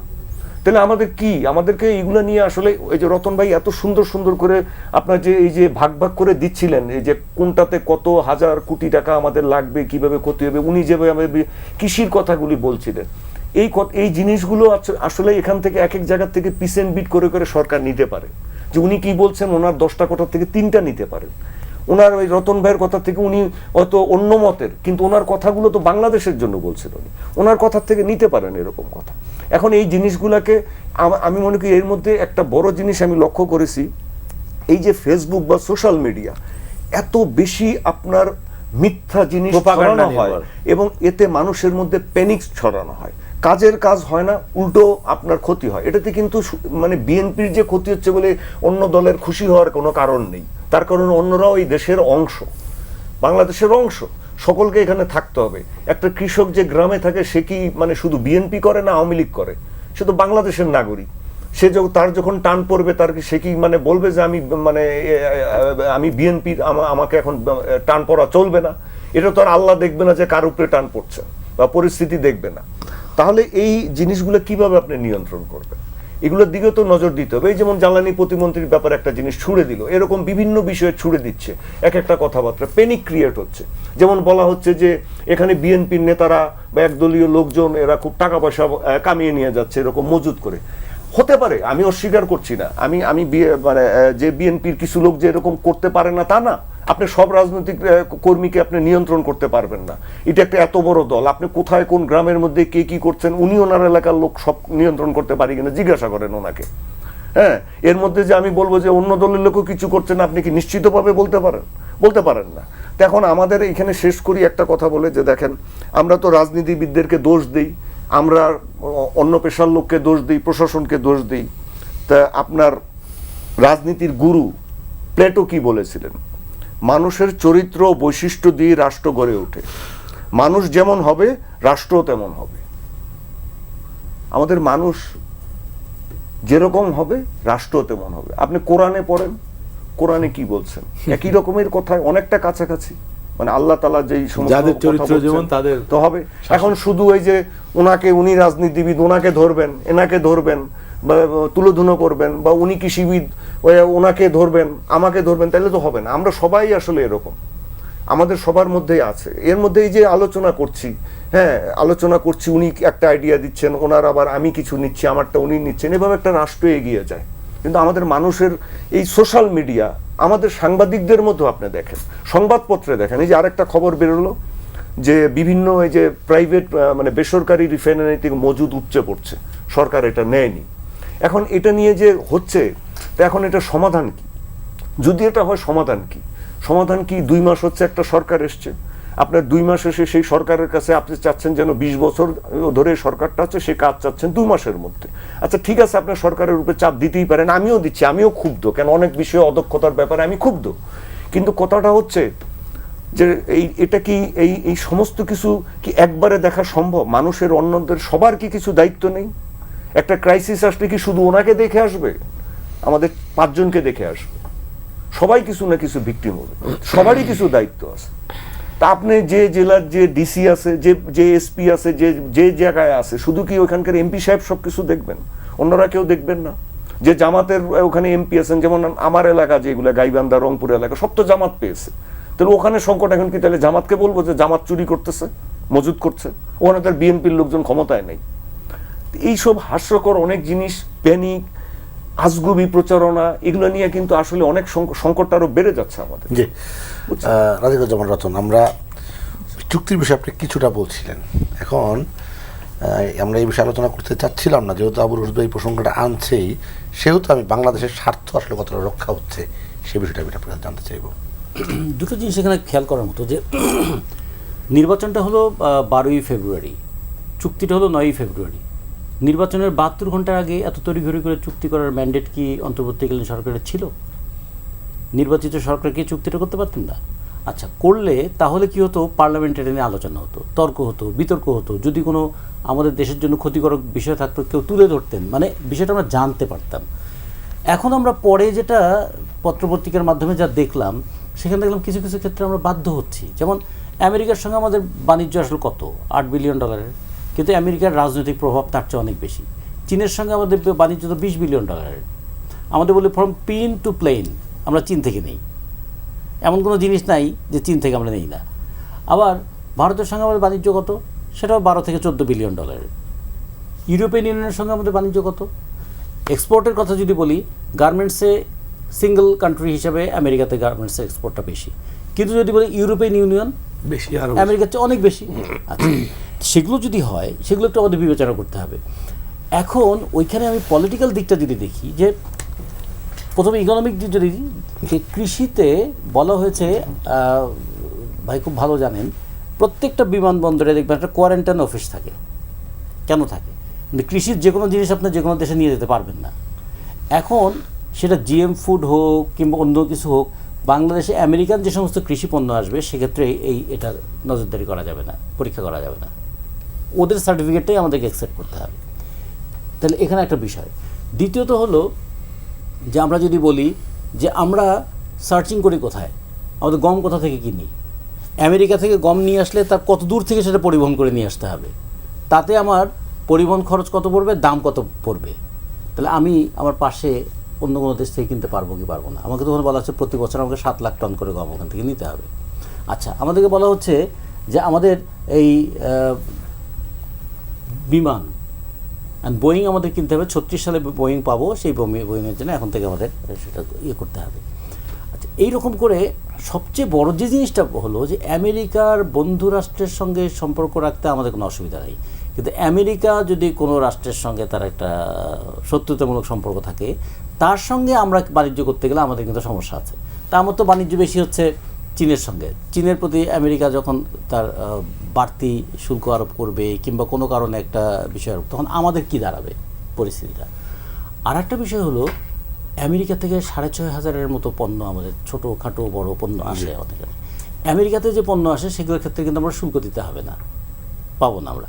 কিন্তু বাংলাদেশ থেকে আগে আমাদের 15% ছিল, তার সঙ্গে আরও 19% হয়ে 34% শুল্ক আমাদের দিতে হবে। একটা ছোট দেশের সঙ্গে বড় দেশের চুক্তি করার বড় সমস্যা কি, যেটা কানাডিয়ান প্রধানমন্ত্রী বলেছিলেন যে আমেরিকার সঙ্গে কানাডার চুক্তি করার বিষয়টা অনেকটা এরকম হলো হাতির পাশে ঘুমানোর মতো। হাতি যদি একবার গড়িয়ে পড়ে তাহলে কিন্তু আমার শেষ। ফলে আমাদেরকে অনেক সতর্ক থাকতে হয়, কত দিক থেকে খেয়াল রাখতে হয়। ভাই যেটা সারের কথা বললেন, আমাদের সার প্রধানত সারের সোর্সিং কান্ট্রিগুলো কোথায়? আমরা রাশিয়া থেকে, ইউক্রেন থেকে আমরা সার নিয়ে আসি, আর মধ্যপ্রাচ্যের দেশগুলো থেকে। আমরা 4 ধরনের সার তো বেশি আমরা আনি। তো এই যে যখন যদি ধরেন আমরা মধ্যপ্রাচ্যের দেশগুলোতে এখন তো একটা ক্রাইসিসের মধ্যে পড়েছে, রাশিয়া থেকে যে আমরা সারটা আনি, ইউক্রেন থেকে যে আমরা আনি, পূর্ব ইউরোপের দেশগুলো থেকে যে আনি, বিরোটা পটাশ নিয়ে আসি, আমরা ডিএপি নিয়ে আসি। শুধু তো ইউরিয়া আমরা ব্যবহার করি না, আমাদের 70 লক্ষ টনের মতন সার লাগে, তার মধ্যে বেশিরভাগটাই ইউরিয়া, কিন্তু আমাদের তো বাকি সারগুলোও লাগে। যেমন ধরেন জমিতে কৃষক মনে করে যে ইউরিয়া দিলেই বোধহয় গাছ সবুজ হবে, কিন্তু ইউরিয়া দিলেও গাছ সবুজ হয় না, হলুদ হয়ে যাচ্ছে। তখন কি? তখন দেখা যাচ্ছে বোরন ডেফিসিয়েন্সি আছে, তখন তো বোরন ফার্টিলাইজারটা দিতে হবে। ফলে এরকম অনেক ট্রেস এলিমেন্টও আছে যেটা খুবই গুরুত্বপূর্ণ কৃষির জন্য।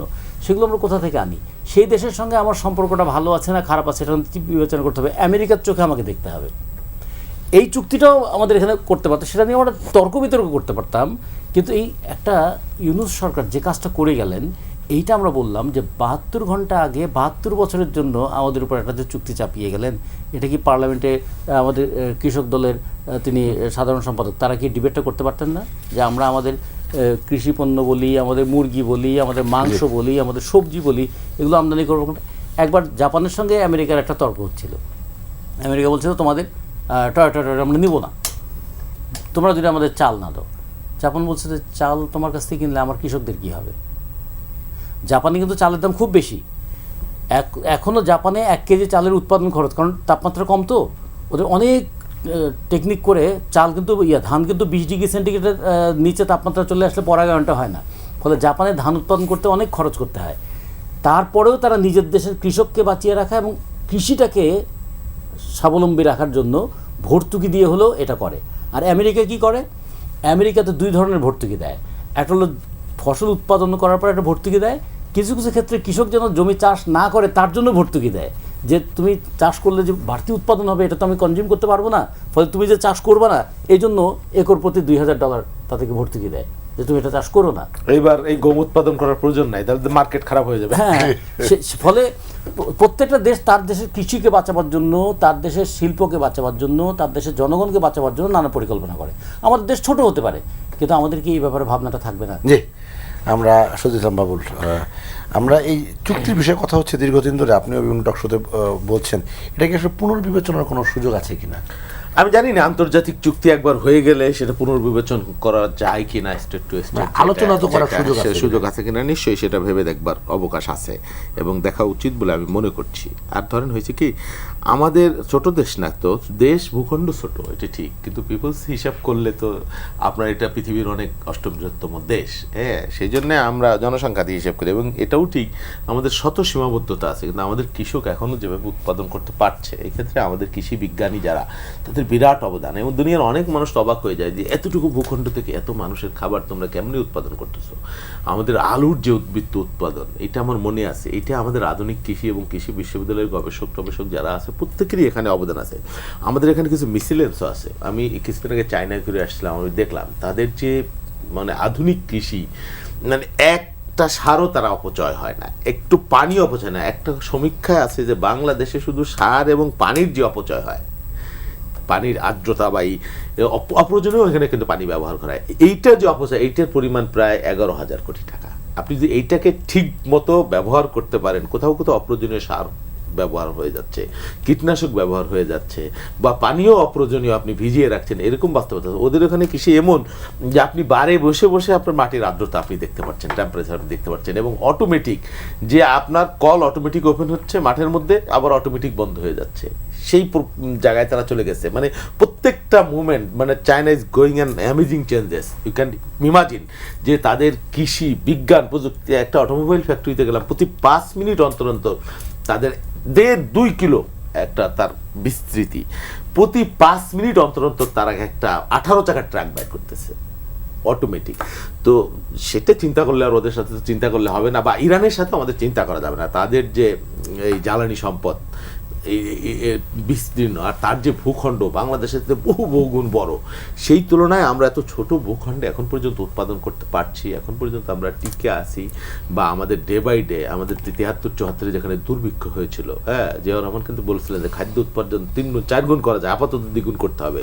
এই যে আমাদের ইরি বোরো আধুনিক কৃষি, এই কিছু চেঞ্জ আছে, তবে এটাকে আরও যদি আপনি প্রযুক্তির মধ্যে আনতে পারেন বা আরও কৃষককে আরও ফ্যাসিলিটি বা আপনি প্রণোদনা দিয়ে, সেই জন্যই তো আসলে কৃষি কার্ডটা, এটা কিন্তু এই ভাবনা থেকেই মূলত। এবং এই যে কৃষকের 15,000 কোটি 12 লক্ষ কৃষকের 15,500 কোটি টাকা, যে কারণ কৃষককে একটু সাশ্রয় দেবার, জাহাঙ্গীর আলম বলছিলেন যে কৃষকের তো দীর্ঘমেয়াদী ব্যাপার, না শুরুটা তো হলো একেবারে তাৎক্ষণিক কোনো ব্যবস্থা না, নেবে কিনা? তাৎক্ষণিক তো এই সংকটটা এটা মোকাবেলার চেষ্টা হচ্ছে, বা নতুন সরকার ব্যত্যয় হতে পারে বা ত্রুটি বিচ্যুতিও হতে পারে, কিন্তু আন্তরিকতা। কৃষক কার্ডের উদ্দেশ্যটা হলো লং টার্ম। সংকট তো একদিনই হলো না, আর এখানেই শেষ হয়ে যাবে না, আবার সংকট আসতে পারে। বা লং টাইম আমাদের কৃষককে কিভাবে একটু অ্যাডভান্স, একটু সাশ্রয় দেওয়া যায় বা একটু স্বস্তি দেওয়া যায়, সে যাতে উৎপাদন করে টিকে থাকতে পারে। এটাও ঠিক, গ্রামের কৃষক বলা হয় সরকার আসে সরকার যায়, কিন্তু কৃষক তো ভাগ্য পরিবর্তন হয় না। আমরা তো জানি যার 10 বিঘা জমি তার 9 বিঘা হয়ে যায়, কারণ তারা আন্দোলন করতে পারে না, তারা ধর্মঘট করতে পারে না, তারা স্ট্রাইক করতে পারে না, তারা পণ্যের ঠিক মূল্য পায় না, এটা ঠিক। আবার উৎপাদনও করা লাগে, বাপদাদার 14 পুরুষের পেশা, জমি আছে, কি করবে? তো এই বাস্তবতায় তো কৃষককে একটু মানে স্বস্তি দেওয়ার জন্য বা তার পাশে সরকার কিভাবে থাকতে পারে, সেই উদ্দেশ্য নিয়ে এই যে সরকারের প্রথম ক্যাবিনেট মিটিংয়ে 1500 কোটি টাকা এই অর্থনীতির মধ্যে দেওয়া হলো, মওকুফ করা হলো। তারপরে যে কৃষি কার্ডের যে ব্যবস্থা করা হচ্ছে, এখানে টোটাল একজন কৃষকের টোটাল বায়োডাটা থাকবে, এবং সে কী কী ফসল উৎপাদন করবে, তার কতটুকু জমি আছে, কয়টা ফসল উৎপাদন, তার কতটুকু প্রণোদনা প্রয়োজন বা কি প্রয়োজন, সামগ্রিক বিষয়। বা একেবারে প্রান্তিক লেভেলের কৃষক, সে যাতে একেবারে মাটির সাথে মিশে না যায়, তাকে কীভাবে একটু টিকিয়ে রাখা যায়, এটা আমরা যখন কৃষক কার্ড নিয়ে অনেক আগে থেকেই কিন্তু এটা নিয়ে গ্রাউন্ড ওয়ার্ক হচ্ছিল। আমি বেশ কয়েকটা মিটিংয়ের মধ্যে ছিলাম যে কি উদ্দেশ্য, কি করণীয়। টোটাল কৃষকের কিন্তু মাঠ পর্যায়ে কিন্তু প্রত্যেকটা ইউনিয়নে কিন্তু 2 জন করেই আছে, উপসহকারী কৃষি কর্মকর্তা আছে, তারা কতটুকু কাজ করে না করে জবাবদিহিতা কিন্তু কমই আছে। তাদের টোটাল কৃষকের তথ্য নিয়ে একটা আপনি যদি তৈরি করেন, একটা প্রোগ্রাম তৈরি করেন, এবং সেই প্রোগ্রামের যাবতীয় কৃষি কোথায় কি উৎপাদন হয়, কত পরিমাণ হয়, কোথায় প্রণোদনা দেওয়ার দরকার, কোথায় কোন উৎপাদনটা বাড়ানোর দরকার। ধর পেঁয়াজ, আমাদের কত 36 লাখ মেট্রিক টন পেঁয়াজ হয়, হ্যাঁ 36 লাখ মেট্রিক টন। আমাদের কনজামশনও প্রায় তাই, 35-36 লাখ মেট্রিক টন। কখনো কখনো দেখা যায় 4 লাখ, 3 লাখ, 5 লাখ টন পেঁয়াজ ভারত থেকে আনতে হয়। যখনই আনতে হয় তখনই তো একটা হুলস্থুল লাগিয়ে যায়। তার মানে কি, আপনার বছরব্যাপী যদি 30-35 লাখ টন পেঁয়াজ আমদানি করা লাগতো, আপনি তো মহাসংকটে পড়ে যাইতেন। এবং এই পেঁয়াজটা আমাদের ফরিদপুর জেলায় বাড়ি, এইখানে 8 লক্ষ মেট্রিক টন রাজবাড়ী আর ফরিদপুরে পেঁয়াজ হয়। এবং হয় কি, ধরেন এই 36 লক্ষ মেট্রিক টন পেঁয়াজের প্রায় 4-5-6 লাখ মেট্রিক টন পচে যায় বা সংরক্ষণ করা যায় না। ইদানিং সরকার একটা উদ্যোগ নিয়েছে, বেশ আগে থেকেই নিয়েছে, এটা ঠিক, যে এয়ার ফ্লো মেশিন, কারণ এইটা আপনি কোনো কোল্ড স্টোরেজ রাখতে পারবেন না, হ্যাঁ, সেই প্রযুক্তি এখনো হয় নাই। তো সেই জন্য একটা এয়ার ফ্লো মেশিনের সিস্টেম হয়েছে, একটা মেশিনে 300-400 মেট্রিক টন পেঁয়াজ মোটামুটি সিস্টেম করে। এবং সেই মেশিনগুলো আরও বৃদ্ধি করবার জন্য আমরা বলেছি, এবং আমাদের এলাকায় সেদিনও আমি বিতরণ করে আসলাম, একটা কৃষককে আমরা ওইভাবে দিচ্ছি। তো যাই হোক, চেষ্টা করা হচ্ছে, বাকিটা ইনশাল্লাহ আশা করি সকলে মিলে আমরা চেষ্টা করব বাংলাদেশের কৃষি এবং কৃষক যাতে বেঁচে থাকে। হ্যাঁ, আপনার কাছে মানে ওটা শেষ পর্যায়ে মানে শহীদুল ইসলাম বাবুলের কথা আপনি আশ্বস্ত হতে পেরেছেন কিনা, বা আপনার কোনো সাজেশন আছে কিনা? উনি অনেক আশার কথা বলেছেন, ওনার গভর্নমেন্ট আশার কথা বলছে। তো এই সার্বিক যে আলোচনাটা হলো, এর মধ্যে আমার 3টা কথা আছে। 1 নম্বর হলো যে মার্কিন যে চুক্তি আমরা করেছি, সেই চুক্তিটা রিভিউ করার সুযোগ আছে, রিভিউ করা উচিত। কারণ এখন একটা জননন্দিত সরকার, গভর্নমেন্ট জনগণের ম্যান্ডেট নিয়ে এসছে, কাজেই তারা এটা রিভিউ করা উচিত, রিভিউ করা আমার মনে হয় সম্ভব। দ্বিতীয়ত, যেই দাম বেড়েছে তেলের, এটা বাড়তেই পারে, সারা বিশ্বে বেড়েছে, বাংলাদেশে কেন বাড়বে না? কিন্তু দাম বাড়ার সঙ্গে সঙ্গে যে কৃষকের কাছে যে উপরে যে অভিঘাত, একটা নেতিবাচক প্রভাব, এটাকে অফসেট করার জন্য তাকে নগদ সহায়তা করা দরকার। আর তৃতীয়ত, সামনে ফার্টিলাইজার সংকট হতে পারে, এবং এর জন্য আমাদের সার্বিক একটা শক্তি দিয়ে উচিত আমাদের সবগুলো ফার্টিলাইজার ফ্যাক্টরি চালু করা। এই আমার বক্তব্য। জি, আলোচনা শেষ করতে চাই আবু রুশদ আপনাকে দিয়ে, যুদ্ধ পরিস্থিতি, বাংলাদেশের প্রেক্ষাপট এবং কৃষি অর্থনীতি সামগ্রিক বিষয়ে কথা বলছিলাম। আপনার কাছে শেষ প্রশ্ন যেটি, এই যুদ্ধ কি খুব সহসা শেষ হচ্ছে কিনা, যদি শেষ না হয় আমাদের করণীয় কি? আপনার যেটা দেখা যাচ্ছে, এর আগেও আমি বললাম যে এটা আলোচনা চলবে। আপনি আশা করতে পারেন যে হয়তো আরো কিছুদিন লাগবে, এরকম ভাবেই চলবে। দেখবেন যে এ ওকে একটা প্রেসার দিচ্ছে, সে আর একটা প্রেসার দিচ্ছে, এভাবে কে কত সাপলুডো খেলা আর কি। মানে এভাবে আপনার কে কত কার্ড খেলতে পারে, আলোচনা সেভাবেই হয়, সবসময় আলোচনা এভাবেই হবে। তবে মধ্যপ্রাচ্যের পরিস্থিতি মনে হয় অনেক দিনের জন্য পাল্টে যাবে, এর চিত্রটা পাল্টে যাবে। আপনি একটা জিনিস লক্ষ্য করেন যে এই যুদ্ধটা তো শুরুর সময় বলা হচ্ছিল যে এটা ইসরায়েলের যুদ্ধ, মার্কিন যুক্তরাষ্ট্র লড়ছে, এটা মার্কিন বুদ্ধিজীবীরা, সাংবাদিকরা, রাজনীতিবিদরাই বলছিলেন, ইউরোপের লোকেরাও বলছিলেন, তারা এই যুদ্ধে এখন পর্যন্ত জড়িত হননি, মানে ন্যাটোর কান্ট্রিগুলো জড়িত হননি। আপনি কি এখন দেখতে পাচ্ছেন না যে যখন নেগোসিয়েশনটা শুরু হলো, মুসলিম বিশ্বের একমাত্র পারমাণবিক ক্ষমতাধর রাষ্ট্রটার মাধ্যমে শুরু হলো। এটা কিন্তু কেন, এটা একটা রূপক জিনিস, তাকে দিয়ে এটা শুরু করা হয়েছে, এটা মুসলিম দেশগুলোই করিয়েছে। এবং এই দেশটার প্রতি হয়তো দুই দেশের আস্থা আছে, সেটা সে তৈরি করতে পেরেছে। এর মধ্যে সবচেয়ে অসুবিধায় তাহলে এখন কে পড়লো? আপনি যদি এখন মধ্যপ্রাচ্যের রাইট অ্যাট দিস মোমেন্ট অবস্থাটা দেখেন, কে পড়েছে? ইসরায়েল। ওকে বাধ্য করতে হয়েছে যে এই যে যখন যাচ্ছে আসিম মনির, যে আমরা নেগোসিয়েট যে করব, আমাদের মুখটা কোথায়? সৌদি আরবও বলছে, তুরস্ক বলছে। আপনার ডিডাব্লিউতে রিসেন্টলি একটা সুন্দর রিপোর্ট এসছে, সেটা হচ্ছে যে ওই এলাকায় মানে পৃথিবীতে 8টি শক্তির উত্থান করছে, এই পাকিস্তান, তুরস্ক, মিশর, আজারবাইজান, এরকম বলছে এই শক্তিগুলোর উত্থান করছে। এবং তারা যখন এই যে যাচ্ছে ইরানের সাথে নেগোসিয়েট করতে, আপনার ইসরায়েলকে কিন্তু বাধ্য করা হচ্ছে যে এখানে লেবাননে তুমি বমিং বন্ধ করতে বাধ্য হয়েছে।